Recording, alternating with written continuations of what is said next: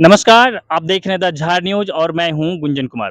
देखिए, हम अभी कर्रा प्रखंड क्षेत्र के कुदा गाँव में संचालित होने वाले कस्तूरबा गांधी बालिका विद्यालय के बाहर खड़े हैं और इस जगह ये जो मुख्य दरवाज़ा है, इसके ठीक बाद जो है कस्तूरबा गांधी बालिका विद्यालय का प्रांगण शुरू हो जाता है।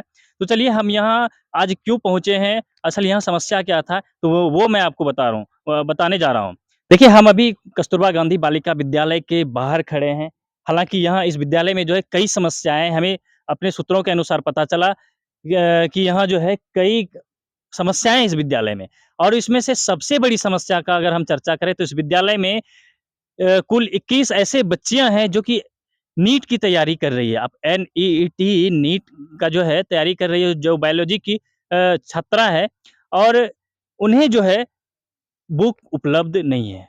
बुक्स मतलब हम कहें तो किताबों में से हालाँकि चूँकि ये जो एनईईटी यानी नीट का जो तैयारी किया जाता है, ये सारा इंग्लिश मीडियम में होता है, लेकिन इस विद्यालय में जो बच्चियाँ हैं, उन्हें अब तक बायोलॉजी का तो किताब उपलब्ध नहीं ही कराया गया है, लेकिन इसके अलावा जो फिज़िक्स, केमिस्ट्री जो उपलब्ध कराया गया है, वो भी हिंदी मीडियम में है।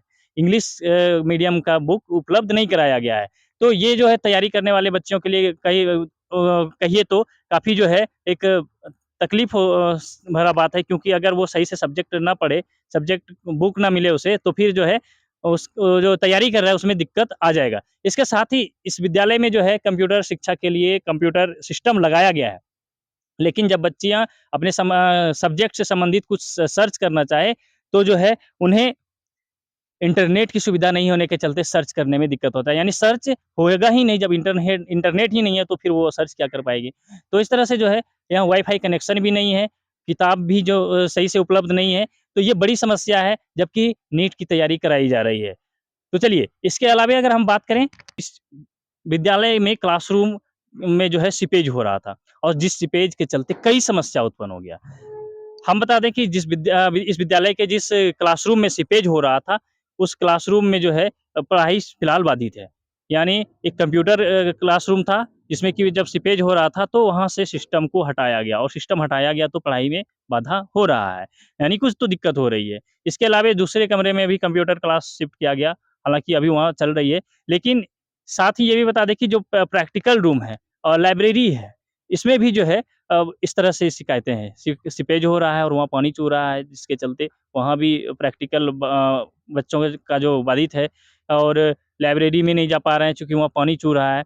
तो इस तरह से जो है समस्या है और इसके साथ ही सबसे बड़ी समस्या ये है कि जिस जिस रूम में सीपेज हो रहा है, यानी जिस क्षेत्र में इस विद्यालय का जो जितना एरिया है, उस जिस क्षेत्र में जो है सीपेज हो रहा है, उस क्षेत्र में पावर कट कर दिया गया है। तो समझ सकते हैं कि समस्या कैसे है। अगर अब कंप्यूटर क्लास होगा तो वहाँ तो बिजली चाहिए ही, पावर चाहिए, बिना बिजली का क्लासरूम कंप्यूटर क्लास नहीं हो सकता है। इसी तरह से क्लासरूम में अगर बिजली नहीं रहे तो फिर प्रैक्टिकल लाइब्रेरी में जाके बच्चे बुक पढ़ना या फिर अलग से जो तैयारी कर रहे हैं वो उसमें जो है उन्हें दिक्कत हो रहा है। तो इस तरह से यहाँ समस्या थी जिसके चलते जो है हमें इसकी खबर मिली तो हम इस खबर को जो है आप तक पहुँचाने के लिए यहाँ पहुँचे हुए हैं। हमने जाके देखा तो इस विद्यालय में फिलहाल अभी रिपेयरिंग का काम दूसरे तरफ चल रहा है, लेकिन जिस तरफ रिपेयर करा दिया गया है लगभग हमें पता चला कि 5 से 6 महीने पहले कंप्लीट करा दिया गया है रिपेयर रिपेयर करके।